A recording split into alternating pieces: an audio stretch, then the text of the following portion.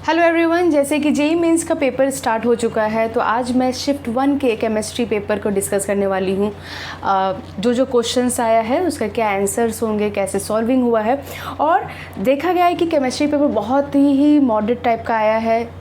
Math जो है थोड़ा टफ में इंटर कर दिया है, लेकिन फिज़िक्स और केमिस्ट्री को दोनों का ही पेपर जो है काफ़ी मॉडरेट सिचुएशन में रखा गया है। तो काफ़ी अटेम्प्टफुल था, काफ़ी बच्चे क्वेश्चंस अटेम्प्ट कर सकते। केमिस्ट्री काफ़ी सारे क्वेश्चन थ्योरेटिकल थे और बहुत ही कम टाइम कंज्यूमिंग वाले क्वेश्चंस भी देखे गए हैं। ठीक है, तो कुछ क्वेश्चन मैंने बोर्ड में ऑलरेडी लिख दिया है ताकि टाइम ज़्यादा वीडियो में यूज़ ना हो। तो सबसे पहला क्वेश्चन जो था कि कौन सा मेटल यूज़ किया जाता है for devising the photochemical cell, तो वो आपका आंसर है सीजियम, मीन्स ऑप्शन नंबर 4। क्योंकि सीजियम का जो आईपी वैल्यू है बहुत कम होता है, तो इसीलिए इलेक्ट्रॉन जो है आउटरमोस्ट सेल से आराम से हम लोग निकाल सकते हैं और हम लोग वो इलेक्ट्रॉन जो है ईजिली पार्टिसिपेट कर सकता है फॉर एन इफेक्ट।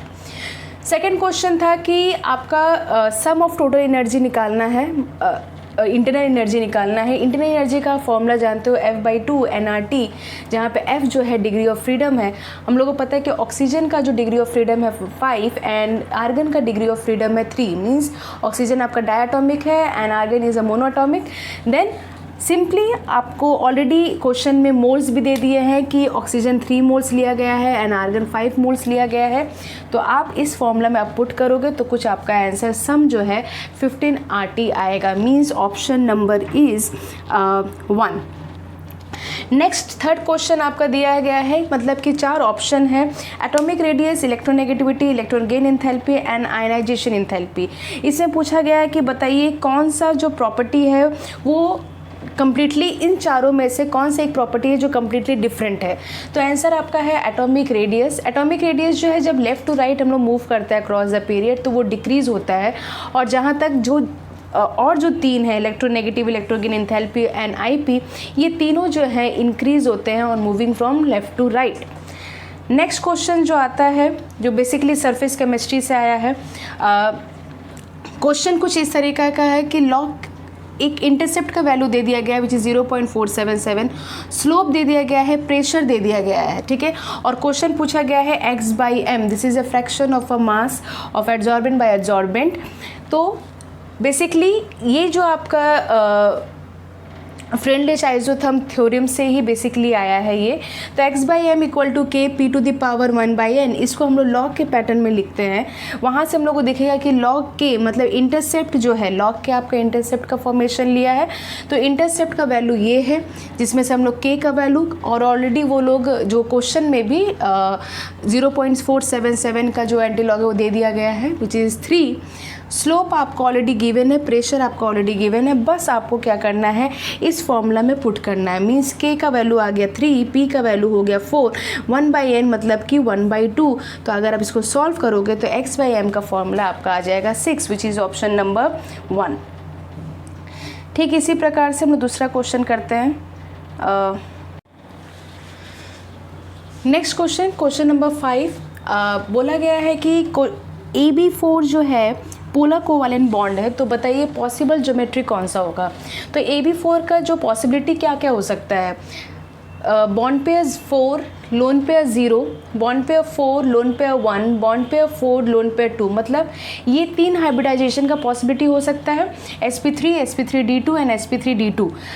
ठीक है, देन क्या क्या आपका structure tetrahedral, seesaw and square planet. इसमें हम लोग देखे हैं कि ये तीनों में पोलर जो होते हैं वो हैं सिर्फ और सिर्फ सीसो हैं। ठीक है, टेट्राहेड्रल, स्क्वायर प्लैनेट दोनों जो है नॉन पोलर में कहलाते हैं, तो इसीलिए इसका भी आंसर क्या होगा, सीसो। नेक्स्ट आता है क्वेश्चन कि जिसमें पूछा गया कि which one is incorrect about ozone, जिसका ऑप्शन राइट ऑप्शन आपका 3 है। 3 में लिखा है कि it convert chlorine free radical to CFC to a chlorine dioxide. Basically वो कन्वर्ट करता है क्लोरीन मोनोऑक्साइड में। CFC जो है CF2Cl2 in the presence of sunlight आपका क्लोरीन फ्री रेडिकल का जनरेशन करता है। ये क्लोरीन फ्री रेडिकल ऑक्सीजन से रिएक्ट करके मोनोऑक्साइड का फॉर्मेशन करता है, ना कि डाइऑक्साइड। तो ये जो आपका ऑप्शन है ऑप्शन नंबर 3 वो आपका इनकरेक्ट है। क्वेश्चन नंबर 7 में कुछ ग्राफ्स दिए हैं, ठीक है, जिसमें डेंसिटी और टेम्परेचर के बीच में ग्राफ्स दिए हैं और वहाँ पे भी इनकरेक्ट पूछा है। तो आप देख सकते हो कि PV = RT, क्योंकि डेंसिटी से रिलेटेड है तो हम लोग इस V को m/d के फॉर्म में ला देंगे और देखा जाएगा कि D और T जो है they are inversely proportional to each other. तो आपका जो एक ग्राफ है जो आपका स्ट्रेट लाइन में है D और 1/t में, D और T में, तो ये आपका जो है ऑप्शन नंबर रॉन्ग है, ठीक है। तो कभी भी D density and temperature not in a straight line, तो आपका वो ऑप्शन रॉन्ग है। क्वेश्चन नंबर 8 पूछा है कि which one is a solid sol. Solid sol option आपका राइट है gemstone, option number 2। Solid sol में जो डिस्पर्स्ड फेज होते हैं वो भी सॉलिड के होते हैं और जो डिस्पर्स्ड मीडियम होते हैं वो भी सॉलिड के होते हैं। ये भी आपके सरफेस केमिस्ट्री से पूछा गया है। इस बार सरफेस केमिस्ट्री से भी क्वेश्चन अच्छा खासे पूछे गए हैं। नेक्स्ट है जो इलेक्ट्रोकेमिस्ट्री चैप्टर से पूछा गया है, नॉर्मल क्वेश्चन है, एकदम स्ट्रेट फॉरवर्ड फॉर्मूला बेस्ड है। आपको E0 का वैल्यू दे दिया गया है Sn का और Cu का। आप जिसमें देख सकते हो कि इलेक्ट्रॉन का जो डिफरेंस है वो 2 है, ठीक है। तो हम लोग को ऑलरेडी n का वैल्यू पता चल चुका है, number of electron participated in a whole reaction is 2। तो सबसे पहले हम लोग E0 पोटेंशियल का वैल्यू निकाल लेंगे, -0.16 -0.34 आपका वैल्यू कुछ ये आएगा और इसी वैल्यू को हम लोग डेल G मतलब गिब्स फ्री एनर्जी के फॉर्मूला में पुट कर देंगे, which is -NFE0 cell. n आपका आ गया 2, क्योंकि 2 इलेक्ट्रॉन का ही पार्टिसिपेशन है इस पूरे रिएक्शन को कंप्लीट करने में। f का वैल्यू है, f is a Faraday which is 96,500 और E0 सेल का वैल्यू है -0.50। तो आप देख सकते हो कि पूरा आपका माइनस करके प्लस और आंसर बेसिकली आएगा 96.5 किलो जूल, ठीक है। तो ये हो गया क्वेश्चन नंबर 9। आगे ओके, तो नेक्स्ट है क्वेश्चन नंबर 10 का जो ऑप्शन राइट है वो है 3, जो आपका डिटॉल का स्ट्रक्चर है। नेक्स्ट आपका क्वेश्चन नंबर 11 में कुछ एक स्ट्रक्चर दिया है जिसका नोमेनक्लेचर पूछा है। तो इसका नंबरिंग कहाँ से हम लोग स्टार्ट करेंगे, हम लोग राइट से स्टार्ट करेंगे, 1 2 3 4 5 6, ठीक है। समझ में आया, क्योंकि जो डोमिनेंट होता है वो है acetic acid and double bond को ज़्यादा जो है प्रेफरेंस दिया जाता है। तो बेसिकली नंबरिंग यहीं से स्टार्ट होगा। तो option number 2 is the right answer which is 5 formyl 2 methyl and क्योंकि 6 कार्बन है तो हेक्स 3 इनोइक एसिड, ठीक है। तो इसका नाम हो जाएगा 5 फॉर्माइल 2 मिथाइल हेक्स 3 इनोइक एसिड, ठीक है। नेक्स्ट क्वेश्चन नंबर 12 में एक रिएक्शन दिया गया है, वो रिएक्शन देख लेते हैं। सबसे पहले ये जो रिएक्शन है H3O+ का अटैकिंग है, तो अकॉर्डिंग टू मार्कोनिकॉफ रूल जो है यहाँ पे फॉलोड अप होगा, जिसके द्वारा आपका ये स्ट्रक्चर आएगा। इसको हम रीअरेंज करेंगे। रीअरेंज का मतलब रिंग जो है अपने आप को रीअरेंज करेगा, तो आपका ये इंटर करके ये कुछ स्ट्रक्चर का फॉर्मेशन ले लेगा, ठीक है। Then H+ after removal of the H+ क्या होगा, आपका कुछ ये 2 कंपाउंड का फॉर्मेशन होगा, that is OH and this one, ठीक है। उतना एक्सप्लेनेशन करने से आपका थोड़ा वीडियो का लेंथ इंक्रीज़ हो जाएगा। तो सिंपली यहाँ पे आपका सिंपली मैंने एक रिएक्शन को पूरा लिख दिया है, तो आप लोग देख लो। तो option number 2 is the right answer. Question number 13 में आपका 4 ऑप्शन है, जिसमें पूछा है कि HCN जो है सबसे अच्छा किसके साथ रिएक्ट कर सकता है। तो जो ऑप्शन नंबर 1 में जो स्ट्रक्चर है जो कि ये है CHONNO2, ठीक है। तो बेसिकली नाइट्रेशन रिएक्शन का है, इलेक्ट्रो विड्रॉइंग ग्रुप प्रेजेंट है। तो आपका माइनस यहाँ पे ऑप्शन नंबर 1 इस कंपाउंड में -I effect which is inductive effect and -M effect which is resonance effect, दोनों जो है इंक्रीज कर देता है nucleophile addition reaction of HCN toward of this compound. और क्यों, दूसरा भी जो है ये जो NO2 है वो ऑर्थो पोजीशन में है, तो वो भी जो है डोमिनेंसी जो है बढ़ा देता है NAR के तरफ। तो HCN सबसे अच्छा रिएक्ट करेगा यहाँ पे। तो बेसिकली HCN जो है हाइड्रोजन साइनाइड वो न्यूक्लियोफिलिक एडिशन रिएक्शन ही शो करता है। नेक्स्ट जो है यहाँ पे रिएक्शन है, 4 ऑप्शन है, पूछा बताइए प्रोडक्ट A या प्रोडक्ट B या प्रोडक्ट C कौन सा है। तो आप देख सकते हो सबसे पहले HBr in the excess of compound क्या होगा, ये HBr जो है यहाँ पे अटैक करेगा, this H will attack over here and this Br will attack over here, तो कंपाउंड कुछ इस तरीके का फॉर्मेशन होगा। क्योंकि HBr एक्सेस है तो आपका एक HBr इस बॉन्ड को तोड़ के, ठीक है, ये जो डबल बॉन्ड है इस बॉन्ड को तोड़ के यहाँ पे फॉर्म्ड होगा, यहाँ पे एक H का फॉर्मेशन हो जाएगा, ठीक है। नेक्स्ट फर्दर ये आपका अल्कोहलिक KOH से आप रिएक्ट करोगे तो आपका कुछ कंपाउंड का ये आएगा, एंड देन आपका अल्कोहलिक KOH ले लो या KCN से ले लो, तो आप जब रिएक्ट करोगे तो आपका B आएगा, ठीक है, यहाँ पे KCN ही ले लेते हैं हम लोग, ठीक है, कुछ ये फॉर्मेशन आएगा। बेसिकली आपका क्या होगा, सिंपली ये आपका एलिमिनेशन रिएक्शन है, तो एलिमिनेशन रिएक्शन करके फिर आपका जो है एक डबल बॉन्ड का फॉर्मेशन इधर ले लिया जाएगा, ठीक है, यहाँ पे, और ये H जो है ये H और HBr ये निकल के यहाँ पे डबल बॉन्ड का फॉर्मेशन ले लेगा, तो देयरफॉर क्या आ जाएगा, ये कंपाउंड का फॉर्मेशन आ जाएगा। फाइनली लास्ट जो स्टेप है वो ओजोनोलाइसिस का स्टेप है। जब हम लोग ओजोनोलाइसिस करेंगे, बेसिकली ओजोनोलाइसिस क्या होगा, ये यहाँ पे एक हो, ठीक है, इधर पे आपका एक हो, इस तरीक़ा से ओजोनोलाइसिस आप करोगे तो ये 3 कंपाउंड का फॉर्मेशन आएगा। तो आपका जो ऑप्शन राइट है वो है product A which is option number 1, ठीक है, तो ये आपका आंसर राइट है किसका, क्वेश्चन नंबर 14 का। नेक्स्ट जो 15 जो क्वेश्चन नंबर है उसका बेसिकली आंसर आपका राइट है option number 3 which is 4, 5, 6।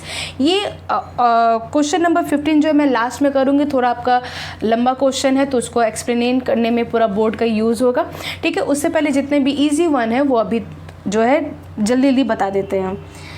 Okay, question number 16 ने पूछा है find the number of chiral centre in penicillin. तो टोटल कायरल सेंटर जो पेंसिलिन में है 3 है, ठीक है। एक बार रफ में देख लो क्या कौन कौन सा कायरल सेंटर है पेंसिलिन में।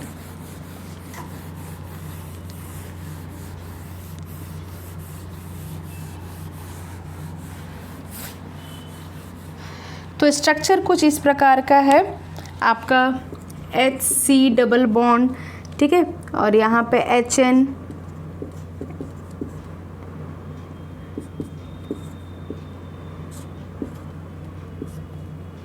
आपका इधर क्लियर, यहाँ पे N होगा, यहाँ पे S है, देयर विल बी कुछ इस तरीका का स्ट्रक्चर है।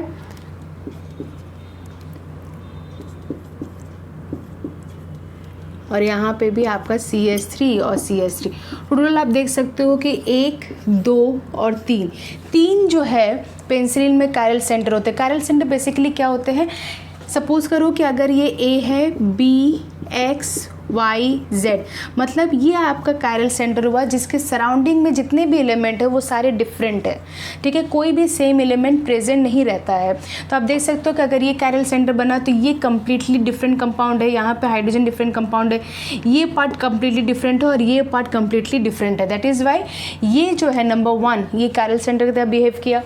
यहाँ पर भी देख सकते हो कि ये भी डिफरेंट है, ये भी डिफरेंट है, ये भी डिफरेंट है, ये भी डिफरेंट है, इसीलिए ये भी कायरल सेंटर की तरह बिहेव किया विच इज़ नंबर 2। और ये हो गया नंबर 3 कायरल सेंटर जिसके चारों तरफ जितने भी कंपाउंड है वो सारे डिफरेंट है, ठीक है। नेक्स्ट क्वेश्चन आता है कि बेंजाइल अमाइन में be alkylated as shown which of the following alkyl halide is best suited for this reaction SN1 mechanism अगर बोला है तो ऑब्वियसली हम लोग स्टेबल कार्बोकैटायन को ही जो है प्रेफर करेंगे। तो ये चारों ऑप्शन में जो स्टेबल कार्बोकैटायन है वो है C6H5CH2Br, ठीक है। तो ये आपके सबसे स्टेबल कार्बोकैटायन है। Because of the presence of the benzene rings जो है रेजोनेंस इफेक्ट के कारण जो है ये ज़्यादा स्टेबल हो चुके हैं in comparison to the other 3। Next question number 18 का जो है which of the product of reaction of ammonia bleaching powder आपका option number 1 is the right answer which is ammonia. NH3 plus CaCl2 give तुम्हारा CaCl2 plus आपका water and plus nitrogen. तो option number 1 is the right answer. Option number 19 again with the surface chemistry. तो surface chemistry से इस बार बहुत अच्छा question दिया गया है, वेटेज सरफेस केमिस्ट्री को इस बार अच्छा दिया गया है। फ्रूट फ्लोटेशन प्रोसेस किसके लिए यूज्ड होता है, तो फ्रूट फ्लोटेशन प्रोसेस बच्चा सल्फाइड ओर के लिए यूज़ किया जाता है, कंसनट्रेशन ऑफ सल्फाइड ओर के लिए फ्रूट फ्लोटेशन यूज़ किया जाता है which is option number 1 again. 20 Again from the colloidal solution from surface chemistry, which method is used for the preparation of colloidal solution? तो आपका ब्रेडिक आर्क मेथड है जहाँ पे इलेक्ट्रिक करंट का generation होता है, ठीक है। तो ब्रेडिक आर्क मेथड जो है यूज होता है for the preparation of the colloidal solution. तो अभी तक आप देख सकते हो कि सरफेस केमिस्ट्री टोटल 4 क्वेश्चन आ चुके हैं, ठीक है। ओके, नेक्स्ट आपका आता है, तो 20 क्वेश्चन हम लोग ऑलरेडी डिस्कस कर चुके हैं। Let's move to 21। ओके, 21 में क्वेश्चन है कि a compound A on heating give gas B which is the major constituent of air, B on reaction with hydrogen gas give basic nature compound, the compound A can be। तो compound A आपका क्या होगा, वो है option number 1 इस PbNO3 whole twice 2, ठीक है। इसको किससे रिएक्ट करने बोला है, बोला है कि जब आप इसको हीट करोगे तो सिंपली आपको गैस मिलेगा। सो ये क्या देगा, इसको आप हीट किए तो PbO प्लस आपका NO2, ठीक है। कुछ ये फॉर्मेशन आपको दे देगा, ठीक है। बेसिकली कंप्लीटली फुलफिल्ड हो गया 4, एंड यहाँ पे आपका जो है हो, ठीक है। So we will get this thing. तो बेसिकली आपका क्या आ जाएगा, तो which is the major constitute of air, B on reaction with hydrogen gas give basic nature. तो आपका ये जो ऑप्शन है दिस इज जो है आपका option number 1 is right answer. Clear. Next question number 2 जो है आपका कोऑर्डिनेशन केमिस्ट्री से दिया गया है। Question number 22, which one of when 1 mole of CrCl3 जो है बोला गया है CrCl3.6 H2O, ठीक है। AgCl से रिएक्ट किया गया तो 3 मोल्स AgNO3 से रिएक्ट किया गया तो 3 AgCl का फॉर्मेशन हुआ। तो 3 AgCl तभी फॉर्म्ड होगा जब क्लोराइड, मतलब कि इस ब्रैकेट के बाहर अगर 3 क्लोरीन होगा तभी 3 AgCl से वो रिएक्ट कर पाएगा, क्योंकि यही 3 क्लोरीन जो है आयनाइज्ड क्लोरीन होगा। तो बेसिकली इसके ऑप्शंस जो हैं वो हैं ऑप्शन नंबर 2। तो आपका क्या आंसर आएगा, CrH2O6, ठीक है। तो ये आपका है, क्योंकि यहाँ इसी कंपाउंड में ही तीनों जो क्लोरीन है वो आयनाइज्ड के फॉर्म में है, जो सिल्वर नाइट्रेट से अगर आप रिएक्ट करोगे AgNO3 के साथ तो 3 AgCl देगा। तो option number 2 is the right answer. Next आपका आता है question number 23, uncertainty atomic structure class 11, ठीक है। क्लास 11 के एटॉमिक स्ट्रक्चर से पूछा गया है कि अनसर्टेनिटी प्रिंसिपल के द्वारा। तो अगर आपको फॉर्मूला याद है del x del p H/4 pi, तो इस फॉर्मूला के ऊपर आपका क्वेश्चन है जिसका आंसर आएगा ऑप्शन नंबर 2, ठीक है। सिंपली क्या बोला है, अनसर्टेनिटी इन पोजीशन दे दिया है 0.25। नेक्स्ट आपका दिया है इन पोजीशन ऑफ अनसर्टेनिटी आपका दिया है 10⁻⁻5। इन पोजीशन ऑफ आपका मास दे दिया है which is 0.25 gram. Calculate the, तो आपका ये जो है मोमेंटम दैट इज़ m∇v, ठीक है। आपको इसके पैटर्न पे आप जब सॉल्व करोगे, मास आपका दे दिया है 0.25, ये आपका क्वेश्चन है। तो जस्ट आपको सिंपली आप पुट करके आंसर लाओगे तो आपका आंसर कम लगभग आ जाएगा 1.2 × 10⁻⁻24, ठीक है। तो अनसर्टेनिटी इन पोजीशन दे दिया है, मास दे दिया है, आपको पूछा है डेल वी, एकदम डायरेक्ट क्वेश्चन है, कोई भी इतना घुमा के क्वेश्चन इस बार नहीं दिया है शिफ्ट 1 में, ठीक है। बहुत इजी भी देखा जा रहा है कि बहुत इजी है, थोड़ा ऑर्गेनिक में थोड़ा लेंदी बस इंक्रीज़ किया, अदरवाइज जो लोग रिएजेंट भी उठाए हैं वो रिएजेंट भी काफ़ी हद तक इजी ही है। नेक्स्ट क्वेश्चन जो है question number 24, when 90 gram of water is heated, ठीक है, then del U means internal energy आपका क्या होगा। तो आपको ये फॉर्मूला पता है, del H equal to del U plus del NG/RT, ठीक है। तो यहाँ से हम लोग सबसे पहले निकाल लेंगे मोल। आपका डेल एच का वैल्यू दिया है विच इज़ डेल एच का वैल्यू आपका दिया है 40.66। तो सबसे पहले आपका मोल है वाटर का 90 ग्राम दिया है, तो आपका weight by molecular weight means 19/18। ठीक है, वहाँ पे आपका ये मोल निकल गया। आर का वैल्यू आपको पता है, टी का वैल्यू पता है।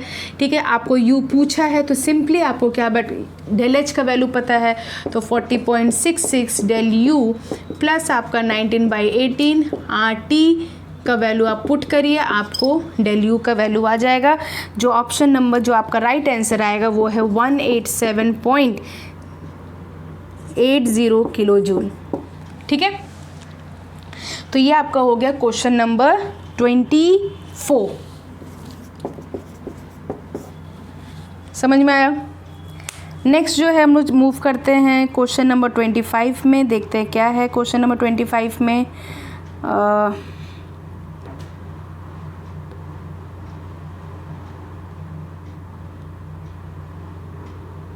Okay, question number 25, which is the last question. Which of the following molecule undergo detention after nucleophile attack by OH negative? ठीक है, इसमें आप देख सकते हो कि ऑप्शन नंबर जितना भी क्वेश्चन दिया, जितना भी ऑप्शन दिया है 25 में, ऑप्शन में सिर्फ और सिर्फ ऑप्शन नंबर 2 के पास ही वो कायरल कंपाउंड है और कोई भी कायरल कंपाउंड नहीं है। ठीक है, और कोई भी बेसिकली कायरल कंपाउंड नहीं है। तो क्योंकि ये एकदम डायरेक्ट है, उतना आपको दिमाग लगाने का ज़रूरत ही नहीं है। तो option number 2 is the right answer, because option number 2 is chiral centre, जिसमें कायरल सेंटर है तो उसी में ही कोई भी रिएक्शन जो है अप्लाई होगा, मतलब उसी में ही न्यूक्लियोफाइल जो है अटैक करेंगे और वो आपका रिटेंशन जो है स्ट्रक्चर शो करेगा। ठीक है, तो ये हो गया क्वेश्चन नंबर 25 तक। अब हम लोग last question which is question number, मैंने बोला था 15 जो है मैं थोड़ा एक्सप्लेन करके बताने वाली हूँ। ठीक है, मतलब प्रॉपर आपका एक रिएक्शन तैयार होगा एंड देन हम लोग उसको एक्सप्लेन करेंगे। ठीक है, चलो देखते हैं। ओके, तो आप जैसे देख सकते हैं क्वेश्चन नंबर 15 का पूरा कंप्लीट जो है रिएक्शन है। ठीक है, आपसे बेसिकली उसमें पूछा गया था कि AC2O जो है आपका वो कितना मोल में ये तीनों रिएक्शन में यूज़ किया गया है। तो सबसे पहले nitric acid which is oxidation होगा। तो ऑक्सीडेशन में आपका रिएक्शन क्या हो जाएगा बेसिकली,